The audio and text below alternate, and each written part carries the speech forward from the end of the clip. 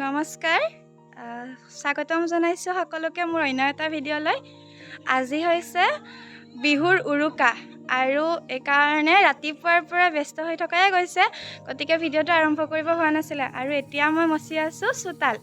আমাৰ মাঘ বিহুত কিছুমান বিশেষ পৰম্পৰা থাকে। বিহু তিনিটা যদিও সকলোতকৈ বেছি আপোন লাগে আমাৰ মাঘ বিহুটো। গতিকে মাঘ বিহুত কিছুমান আমাৰ পৰম্পৰা থাকে, ঠাই বিশেষে বেলেগ বেলেগ।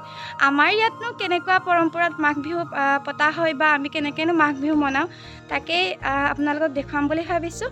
চাই থাকিবচোন। এতিয়া বিহু বুলিতো লাড়ু পিঠা বনায়ে আছোঁ। আজি তিনিদিন 4দিন বেলেগ বেলেগ ধৰণৰ লাড়ু পিঠা বনাই আছোঁ, দেখুৱাম সেইবিলাক আপোনালোকক। কিন্তু আজি এতিয়া উৰুকা বুলি আমাৰ উৰুকাৰ প্ৰথম এটা নিয়ম আছে যে আমাৰ চোতালখন মানে ঘৰৰ আগ চোতাল পাছ চোতাল ধুনীয়াকৈ মচা। আৰু এইকাৰণে আমি এতিয়া ভণ্টি আৰু মই চোতাল মচি আছোঁ, দেখুৱাই আছোঁ ৰ'ব। এয়া ভণ্টিয়ে চোতাল মচি আছে, এখন আমাৰ আগ চোতাল। তো আমাৰ মচা হৈয়ে গৈছে বাৰু।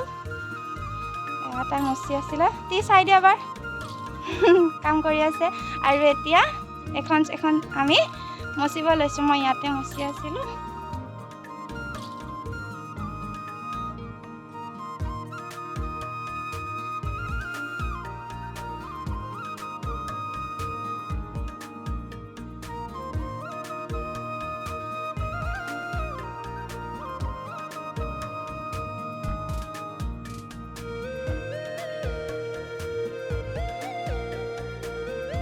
আৰু মাঘ বিহুৰ আন এটা পৰম্পৰা হৈছে মাঘ বন্ধা বা গছ বন্ধা।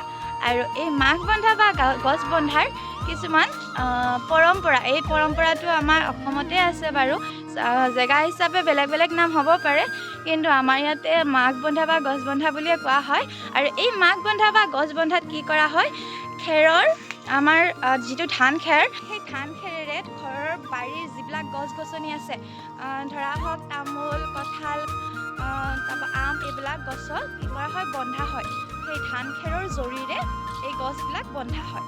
আৰু মই দেখুৱাই আছোঁ বাৰু কেনেকৈ বন্ধা হয়, চাই থাকিব আপোনালোকে। এনেকৈ ধান খেৰবিলাক পকাই ধান খেৰৰ জৰি বনোৱা হয়। আৰু এই ধান খেৰৰ জৰিবিলাক প্ৰত্যেকডাল গছতেই নিজৰ বাৰীখনত যিবিলাক গছ আছে, তামোলৰ পৰা কঁঠালৰ পৰা যিবিলাক ধৰক আম, যাৰ ঘৰত যিমান গছ আছে, এই গছবিলাক কি কৰা হয়, বন্ধা হয়। এনেকৈ খেৰৰ জৰিৰে মই ওচৰৰ পৰা দেখুৱাইছোঁ। খেৰৰ জৰিৰে প্ৰায় গছজোপাৰ ওপৰত প্ৰায় 3-4 ফুট ওপৰত এনেকৈ গছবিলাক বন্ধা হয়।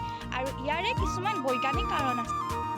এই যে গছ বন্ধা বা মাঘ বন্ধা, এইবিলাকৰ কিছুমান কাৰণ আছে। এই কাৰণবিলাক হৈছে, কাৰণ আমাৰ এই সময়টোত এতিয়া মাঘৰ মাহত অলপ দিন পাছত বৰষুণ হ'ব, কম বেছি পৰিমাণে বৰষুণ হ'ব। বৰষুণ হ'লে বৰষুণটো যেতিয়া ওপৰৰ পৰা নামি আহিলে এই যিটো নেকি আমি খেৰেৰে বান্ধো গছডালত, এই বন্ধাটোত বৰষুণৰ পানীটো ৰৈ গৈ গছজোপাৰ শিপাৰ পৰা অলপকৈ কি কৰা হয়, গছজোপাৰ জীপটো ৰখা হয়। তাৰ লগতে কিছুমান অনিষ্টকাৰী পোক পতংগ আছে। এই অনিষ্টকাৰী পোক পতংগবিলাকো যেতিয়া নেকি তলৰ পৰা গছডাললৈ উঠিব, তেতিয়া এই যিটো বান্ধ দিয়া হয়, এই বান্ধটোত ৰৈ যাব। আৰু ৰৈ গ'লে ইয়াতে হয়তো সিহঁতে বাহ বান্ধিব বা ইয়াৰ পৰা যাব নোৱাৰিলে সিহঁতে কি কৰিব, নামি আহিব। আৰু এইকাৰণে কি কৰা হয়, এই মাঘ বন্ধা বা গছ বন্ধা কামটো কৰা হয়। বহু বছৰ আগৰ পৰাই কৰি অহা হৈছে। এইটো এটা লোকবিশ্বাস হয়। তাৰ লগতে আন এটা লোকবিশ্বাস আছে, যিটো মোৰ দেউতাই ক'ব।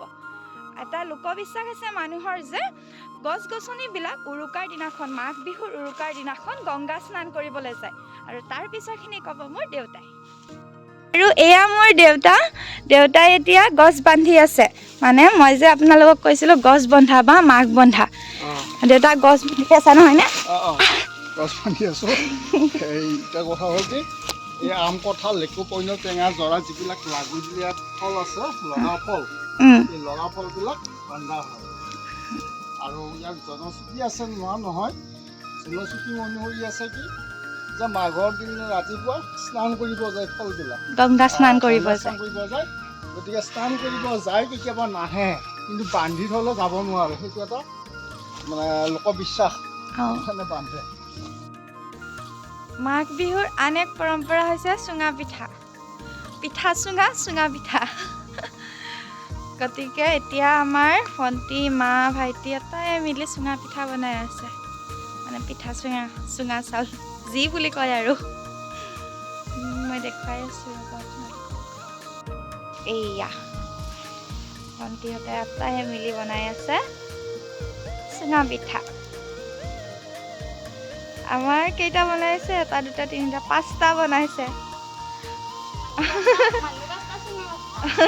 আমাৰ ঘৰৰ মানুহ 5জন আৰু এইকাৰণে আমাৰ চুঙাও 5টা এটা খাব লাগিব চবে তিতই পাৰিবিনে নাই